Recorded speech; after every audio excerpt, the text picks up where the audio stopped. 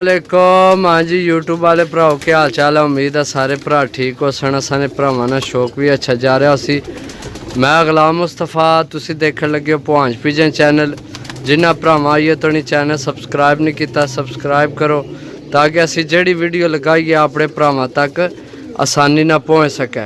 जी दोस्तों माशाल्लाह जनाब 11 पीस लगाए सन 450 रुपये पर।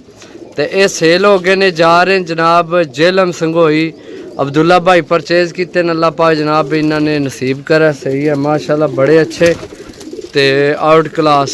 इत्थे एक मादी है मेरे बहुत पसंद है। मादी है गुलाबी कलर वाली है मादी मेरे बड़े पसंद है माशाल्लाह। बाकी भी अच्छियां न सारे जनाब अच्छे न अपनी अपनी जगह सही है।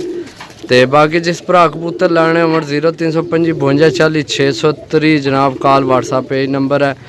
इंशाल्लाह जनाब मिलसा अगली वीडियो जे तब तक इजाज़त दो। अल्लाह सोने ने वाला अल्लाह हाफिज़।